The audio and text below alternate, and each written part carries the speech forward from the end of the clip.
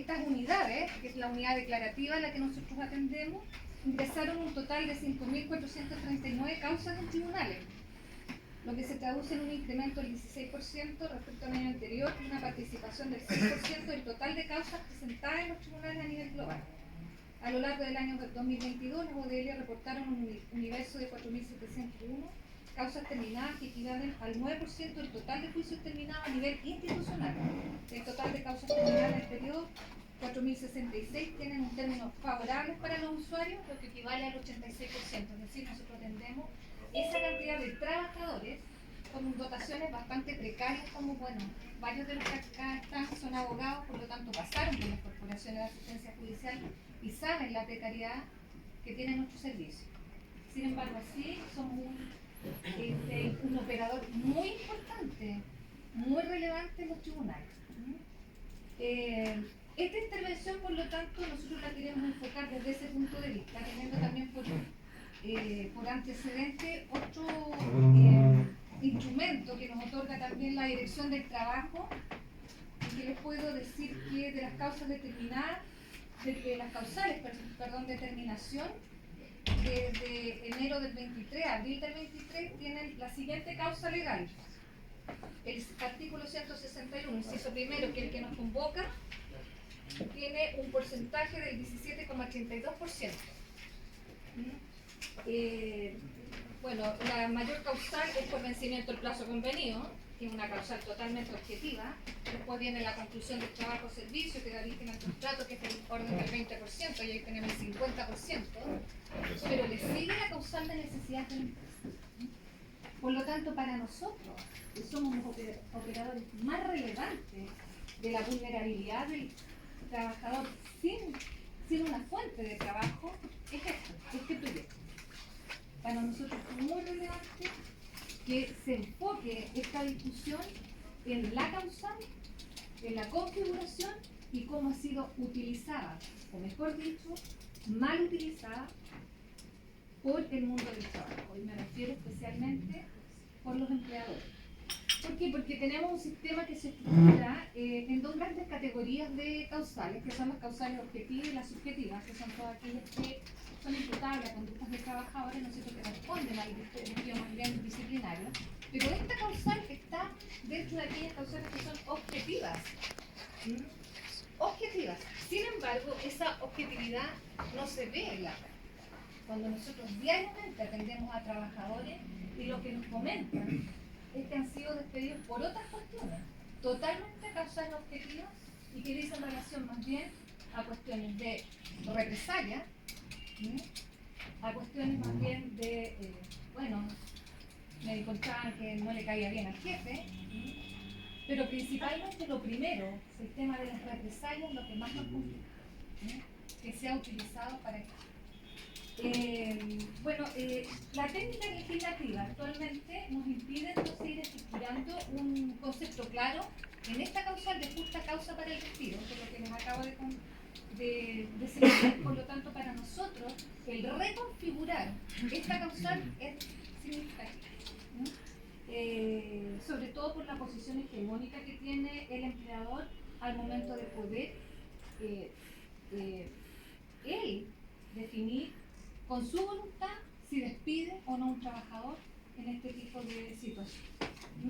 Por lo tanto, el que esté redactado los términos actuales es lo que se va a referir mi colega, y más bien yo quería presentar esta realidad, que es de la realidad de la Corporación de Asistencia Judicial, especialmente de las oficinas de defensa laboral.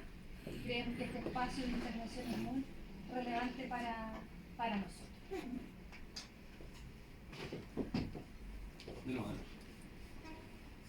Sí, buenas tardes, presidente. Comentar lo siguiente: nosotros como trabajadores y de la Oficina de Defensa Laboral estimamos que este proyecto es totalmente oportuno y necesario, considerando que la redacción, y tal como está puesto en su glosa, señala básicamente que se incorporan dentro de su redacción elementos que hasta este momento han sido ambiguos, vagos y extremadamente amplios, y que han permitido a esta relación laboral dar un término unilateral sin una real causa. Básicamente, esto es un problema histórico, desde el origen, por donde aparece primeramente este tema de las necesidades de la empresa, con la ley 16.455, el 6 de abril de 1966, que lo establece en términos bastante amplios, hasta la actualidad. Creo que es necesario en este momento especificarlo, por un lado porque la Corte Suprema ya ha fijado criterios bastante específicos de objetividad y respecto de sus requisitos para que opere, que son precisamente los que se mencionan en el articulado de esta propuesta. Pero además es necesario especificarlo, considerando que en nuestro país la cantidad de tribunales especializados en materia laboral y que por lo tanto comprenden precisamente este tema son los menos. Las causas laborales a lo largo del país son resueltas en general por tribunales de competencia común y con una mirada civilista, donde ven que este contrato son iguales entre las dos partes y no con la visión del pro trabajador, no con la visión de la necesidad de la estabilidad en el empleo.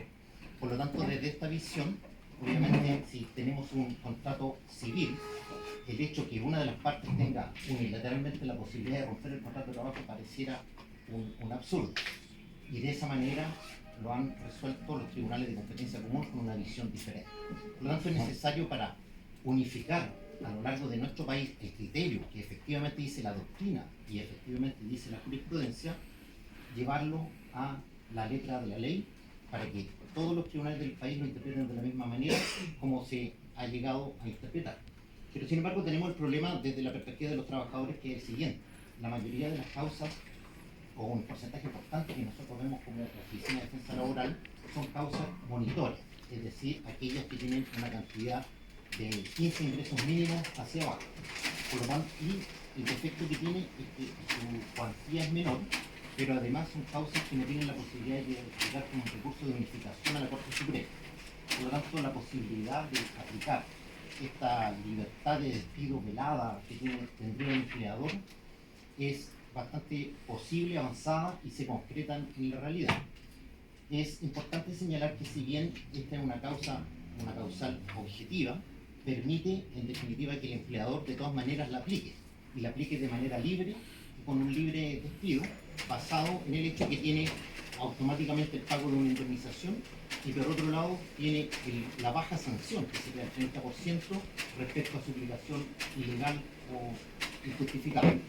Por lo tanto, estimamos, analizándolo desde la perspectiva de abogados laboralistas, que la necesidad de alterar y de modificar y de incorporar estos elementos a la ley es necesaria para esta correcta interpretación, y por otro lado establecer que si bien es una causal objetiva, no existe aquí la ruptura, el quiebre de la relación laboral. Eso implica que es posible, como se señala acá, la reincorporación de los trabajadores, no como las otras causales diferentes que son las causales sanción, que están establecidas en el artículo 160, donde se produce una ruptura irreconciliable de la relación laboral, que en este caso es posible que, cuando no sea objetiva, poder acceder a la reincorporación del trabajador.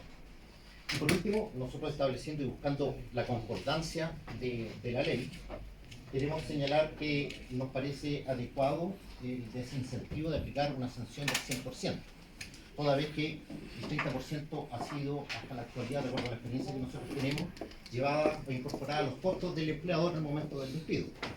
Y citamos el artículo 169 del Código del Trabajo, donde se establece que en el caso de que el empleador no le pague al trabajador en la cantidad de cuotas, las indemnizaciones que derivan de las necesidades de la empresa, procede un recargo del 150%.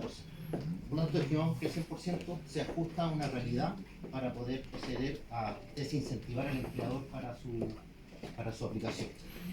Y por último, decir que es necesario incorporar estos elementos que modernicen esta causal y que la hagan realmente objetiva y que cumpla el fin para el desarrollo empresarial y del negocio, en definitiva, o del buen negocio. Ese es nuestro aporte, presidente. Muchas gracias, Marcela y Juan, por su exposición. Le vamos a dar entonces inmediatamente el paso al docente de la Universidad de Concepción, don Álvaro Domínguez.